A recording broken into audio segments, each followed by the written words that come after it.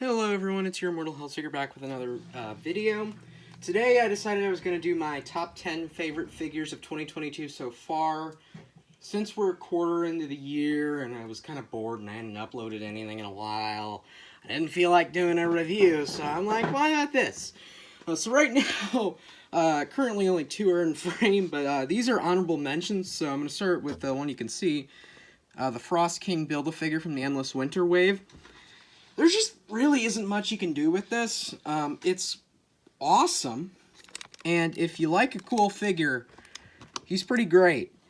His legs kind of fall off, though. He is a little annoying. He isn't very fun to pose, but he's cool. Then over here we have the Batman Riddler. Kind of a peg warmer. I also lost his weapon, so that's a little annoying, but I do have him with that custom letter I made for him. I mostly have him here because I love Paul Dano's Riddler, and I love that. I fucking love that movie. If you haven't heard my opinion on it, that movie's fantastic. And then over here I have the Target exclusive Defender Strange, who's kind of blocked by the Frost King's sword.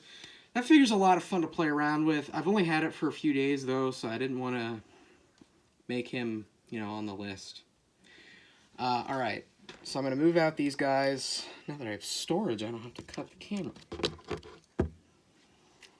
So, next, I have the Dark Knight Returns Batman from Mcfarland. Another kick-ass figure. I really like it. Thigh cut. He's great. Then I have the retro-carded Ben Reilly. Super fun figure. Not really a need for me, anyway. I'm not a 90s kid. But he's cool. And he's a lot of fun. Then we have the Three Jokers Batman. If I wasn't so crazy about all the Bat variants, that should be a spoiler alert for the rest of my video. This probably would have made the list, because he's a lot of fun. He looks fantastic. I don't really need to say more about that. And then the 20th anniversary Captain America. Again, I've only had him for a couple of days, and it was hard to not put him on the list, because he is awesome. But I just couldn't fit them on it. The ones I have on the list I like a lot more. So, anyway, let's get started at my number 10. Yeah, so surprisingly, number 10 I'm going to say is Batman Year 2. With all of, the QC issues, with the figures breaking, in fact, my first one broke, it's a long story, and I'm pretty sure you've heard of all of it. I've got a lot of problems with this figure. He looks fantastic, and if you're not going to pose him around, I have ADHD, so I like posing my figures a lot. So it's kind of a pain in the ass. But he looks good. So yeah, number 10. Number 9, we have the Dark Detective. Now, I would have thought I would have put this at a different spot, but I ended up here. So much fucking fun, dude. Seriously, this guy is a lot of fun to pose and to look at. I mean, the figure looks fantastic, but the articulation's great. Again, he is thigh cut, which is awesome. So much fun. I really love that figure. Next up on my list, I have the Jane Foster Thor from Thor Love and Thunder. She just came out. In fact, you technically can't even get her in stores yet. I love this figure. I think she's super fun to pose around. Again, I've only had her for about a week, but she's pretty awesome. I got her before they even revealed the wave, or even before the trailer came out. Yeah, she's pretty cool. I have most of the wave. She's easily the best one. And number 7, we have Zernar Batman. This figure looks so damn good. It was hard not putting him at a higher spot because this figure is so good. He's fun to pose. He looks badass. He's not very hard to get. It's a good one. This is a figure that Mcfarland was destined to do a good job with, and I love it. And next up, we have Black Costume Spider-Man. This is such a good figure. It was a dream figure of mine, personally. It was inevitable for them to make it. He's great. Articulation's great. He's a good variant for the regular retro Spidey. You know how I am with Legends, though. It's reuse. take it again. It should be reused because that body was great and they didn't really need to change anything besides make it pinless. If this was pinless, he would have probably made it higher. Again, I can't imagine at the end of the year when the 2-pack was Spinneret, once my pre-order comes in, yeah, you'll see that probably in a high spot. But right now, he's right here. I really like him. That's all I can say. In number 5, we have Rebirth Batman. My last review. Yeah, it's been that long. I've been busy. Mostly, I've been watching a lot of Breaking Bad, and I've been kind of watching the shit out of that show. So if you haven't heard of me in a couple of days, if I say I'm busy doing something, I'm watching Breaking Bad. That's what I've been doing, so that's why I haven't done many videos, you know? So that's my excuse of absence, but I love this figure. He looks great. He's a bit generic, and my biggest criticism is that even though it's really good, this is not what Mcfarland is usually good at. They're not good at doing the basic, generic versions of the characters. Now, they knocked it out of the park with this Batman. I can't deny that. But usually they're good with the weird and crazy versions of the characters, while Zern are. So, you know, it's definitely a step out of the comfort zone. This feels like if you're someone who isn't really interested in the Mcfarland line because they're too big, this is a good figure just to get. Because he's smaller. Even the head sculpt, I've heard people say it's kind of like a 7-inch head or 6-inch head sculpt. And even when I got this, he kind of felt like a 6-inch figure. He does not feel like a 7-inch figure. And I'm sure people could scale him down and add thigh cut and a wired cape. And this would be someone's favorite Batman figure easily. It's really good. I just think the next few figures are more fun. And next up, we have my dream Joker figure right here. Batman Death of the Family Joker. If you watched my top 10 most wanted DC Multiverse figures video, which honestly they're making quite a bit of them. I'm not going to list on all of the ones I included. Of course, they still haven't made Watchmen, but whatever. He was on there because Death of the Family was one of the first, if not the first comic book I ever read. So that's why the New 52 means so much to me, especially Batman. And I always loved this Joker. He always looked so gnarly and creepy and badass. In fact, I have fan art of his as my wallpaper. And I even did fan art of this version of Joker for one of my art projects, which actually ended up getting hung up in the hallway of my school. So it was pretty fucking cool. Even though it was gruesome, they still hung it up for some reason.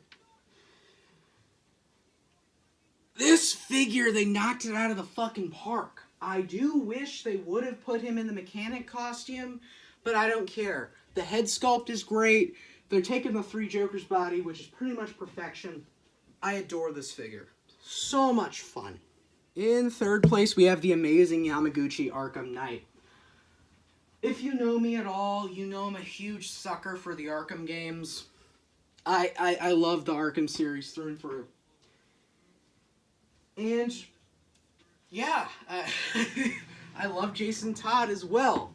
So whenever they announced this, again, it was another quote-unquote dream figure of mine. Where I needed to have it, especially because you could turn it into Red Hood and all that shit, all those options. My only issue is it didn't really come with guns, parts fall off, all that shit. But after that, he's pretty good. That's kind of all I can really say. He's a good figure. And just barely missing the number 1 spot is the Robert Pattinson Mcfarland Batman.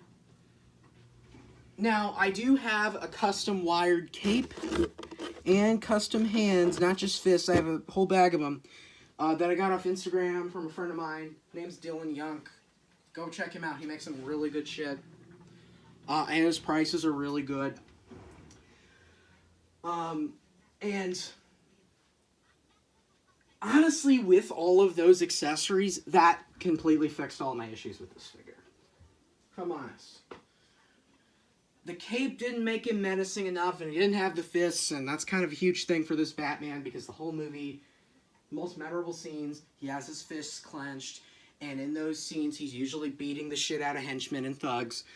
So it's kind of irritating that you can't Can't recreate those, but now I can, so I love that. But I love this figure on its own, mostly because I fucking love the movie.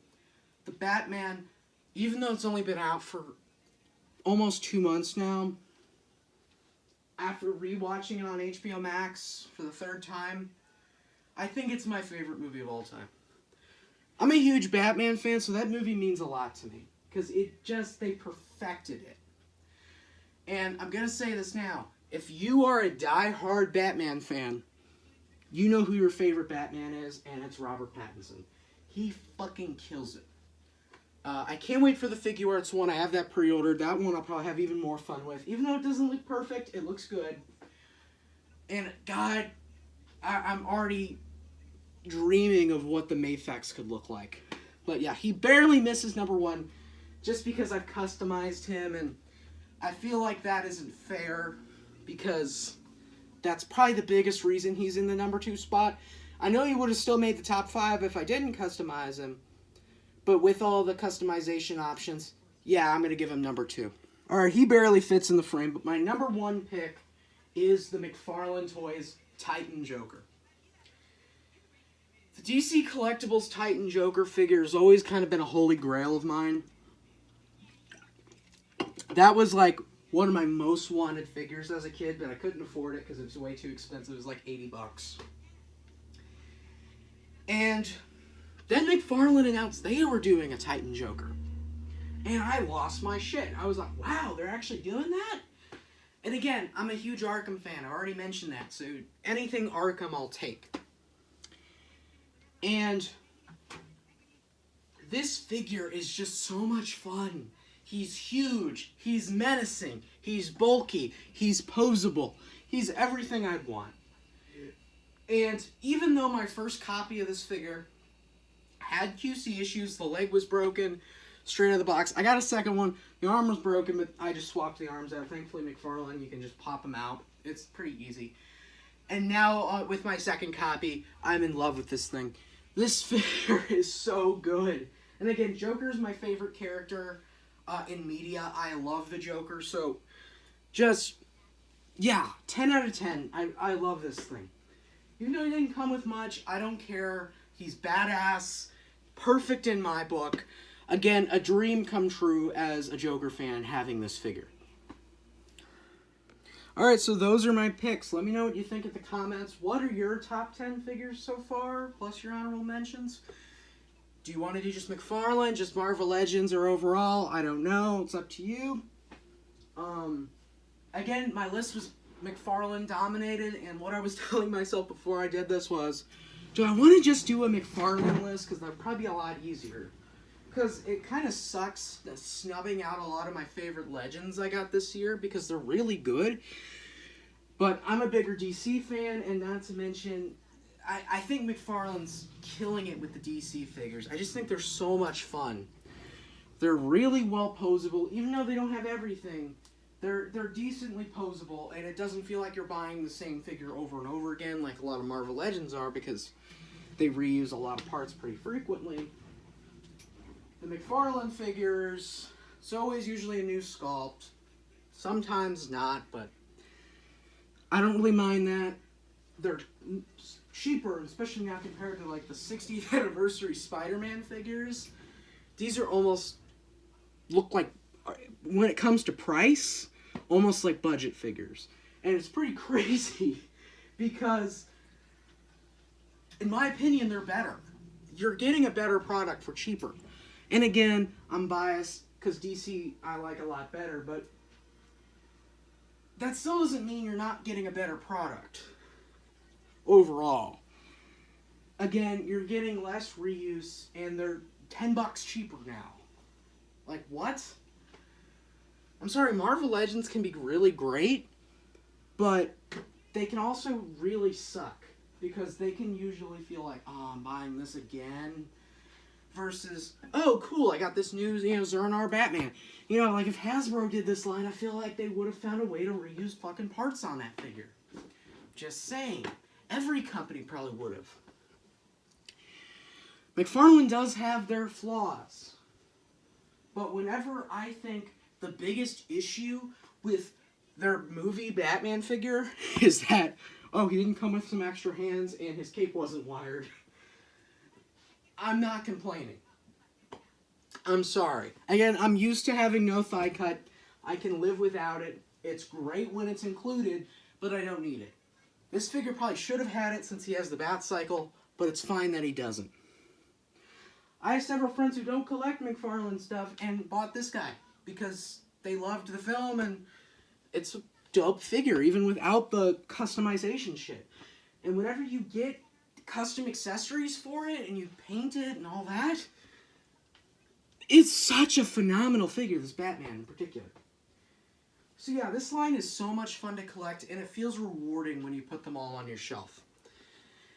So that's why the list is dominated by Mcfarland stuff. I just want to clarify that.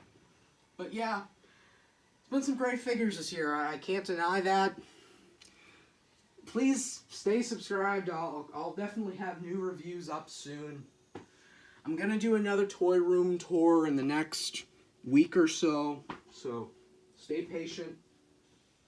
Thank you guys for watching. Please like and subscribe. Share. My name is Gwendolyn. See you later.